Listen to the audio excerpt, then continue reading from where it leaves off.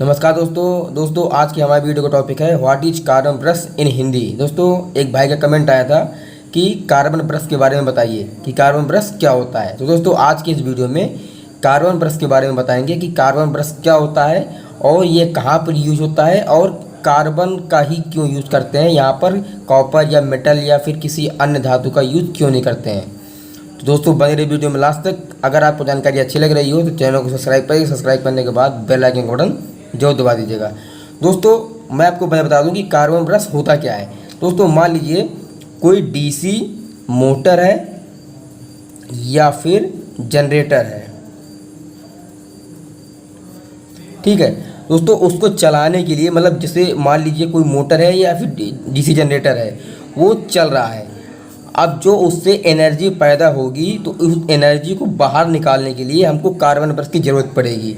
वो क्योंकि दोस्तों वो ऐसे तो कोई माध्यम होता नहीं है कि जो भी डीसी जनरेटर होता है या फिर मोटर होता है उसकी एनर्जी जो भी एनर्जी वो जनरेट कर रही है उसको बाहर निकालने के लिए, दोस्तों उसका बाहर निकालने के लिए जो मोटर का या फिर जनरेटर का जो कम्यूटेटर होता है वो दोस्तों कुछ इस प्रकार से बना होता है। मैं आपको अंदर का भाग दिखा दूँ, आप फिगर में भी देख रहे होंगे, ऐसे बना होता है। और उसके ऊपर एक चौकोर आकार का एक कार्बन ब्रश लगा होता है।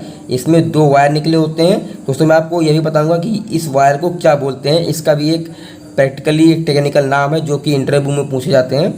तो इस वायर के थ्रू से ये सर्किट पूरा हो जाएगा। दोस्तों ऐसे ही ये रोटर हो गया, ऐसे इस तरफ से भी इसके ऊपर एक कार्बन ब्रश लगा होगा, ठीक है।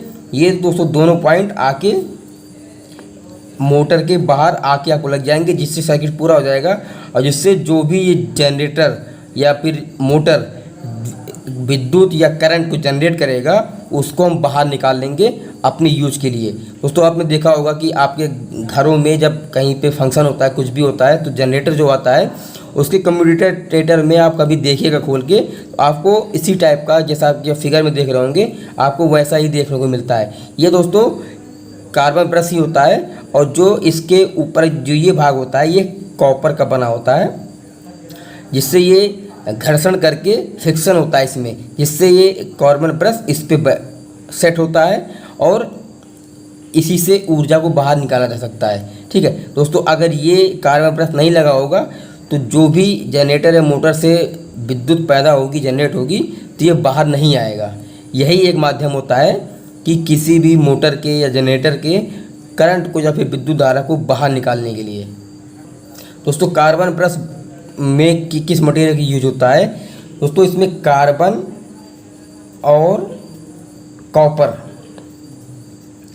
दो धातु से मिलकर ये बना होता है, यानी कि जो इस पे हमेशा रगड़ता है, जो हमेशा इस पे सेट रहता है, वो होता है कार्बन का, और जो इसके वायर होते हैं ये होते हैं कॉपर के, यानी कि दोनों इसमें मिक्स होता है। और ये बहुत ही सॉफ्ट होता है, वो इतना सॉफ्ट होता है कि ये जो इसके कम्यूटेटर है ये कभी नहीं घिसता है तो ओनली कार्बन, क्योंकि अगर कम्यूटेटर घिस जाएगा तो हमारा बहुत बड़ा नुकसान हो जाएगा। इसलिए कार्बन ब्रश को सॉफ्ट बनाया जाता है।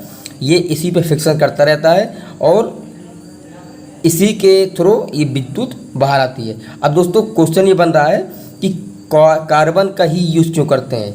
आखिर यहाँ पर हम लोहे का या फिर किसी पीतल का या फिर किसी अन्य धातु का यूज कर सकते हैं, कार्बन का ही क्यों करते हैं। दोस्तों मैं आपको बता दूं, कार्बन का जो गलनांक जो मेल्टिंग पॉइंट होता है वो 3550 डिग्री सेल्सियस होता है, ठीक है। 3550 डिग्री सेल्सियस अप्रॉक्स इसी के आसपास होता है।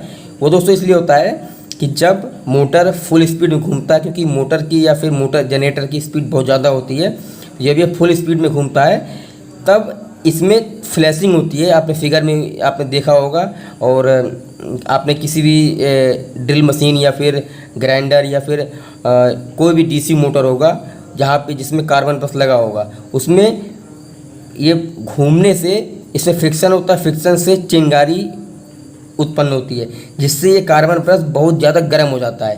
तो दोस्तों इतना तो गर्म होगा नहीं कि 3500 डिग्री तक पहुंच जाए, लेकिन ये 180 डिग्री तक की इसकी क्षमता होती है, लेकिन जो बहुत ही अच्छे क्वालिटी के होते हैं, जो बड़े बड़े महंगे महंगे मोटरों में लगे होते हैं, उनकी जो कैपेसिटी होती है टेम्परेचर करंट कैरी करने की जो टेम्परेचर की होती है वो 3550 डिग्री सेल्सियस होती है।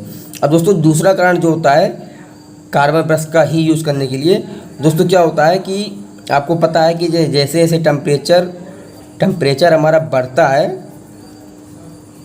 टेम्परेचर बढ़ने से रेजिस्टेंस कम होता है। तो ये कार्बन ब्रश जो होता है वो टेम्परेचर कोएफिशिएंट ऑफ रेजिस्टेंस होता है, यानी कि जैसे जैसे टेम्परेचर बढ़ेगा तो रेजिस्टेंस कम होगा। दोस्तों जितना ही रेजिस्टेंस कम होगा उतना ही इस जनरेटर से, इस मोटर से हम विद्युत धारा को निकाल सकेंगे। अगर टेम्परेचर बढ़ने से इसका रेजिस्टेंस भी बढ़ेगा तो करंट हम पूरा नहीं निकाल पाएंगे। जितना हमारा, जैसे मान लीजिए 500 एम्पियर का हमारा यूज हो रहा है, तो हम 500 एम्पियर का यूज नहीं कर पाएंगे, इसमें हम 400 या फिर 350 एम्पियर का ही यूज़ कर पाएंगे अगर रेजिस्टेंस कम नहीं होगा। तो दोस्तों यहाँ पर रेजिस्टेंस कम होना ही पड़ता है, क्योंकि जो कार्बन ब्रश होता है ये एनर्जी एफिशिएंट होता है।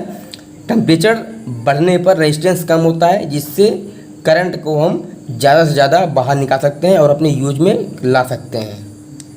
इस पर दोस्तों मैं आपको बता दूं कि कार्बन ब्रश का जो कम्यूटेटर होता है उस पर जो प्रेशर होता है वो दोस्तों 0.1 से 0.25 kg प्रति वर्ग होता है इसका प्रेशर। इतने प्रेशर से वो इस पर चिपका रहता है, 0.1 से 0.25 kg प्रति वर्ग से ये चिपका रहता है, जिससे विद्युत धारा का बाहर निकाल सकते हैं। ठीक है, तो दोस्तों कार्बन ब्रश में बस इतना ही है, बाकी और कुछ ज़्यादा कुछ इसमें है नहीं है। अगर आपसे इंटरव्यू में पूछा जा रहा है तो आप ये सब बता सकते हैं, आप इंटरव्यू में पास हो जाएंगे। तो दोस्तों आपको जानकारी कैसी लगी? अगर अच्छी लगी हो तो चैनल को सब्सक्राइब करिए, सब्सक्राइब करने के बाद बेल आइकन बटन जरूर दबा दीजिएगा। नमस्कार।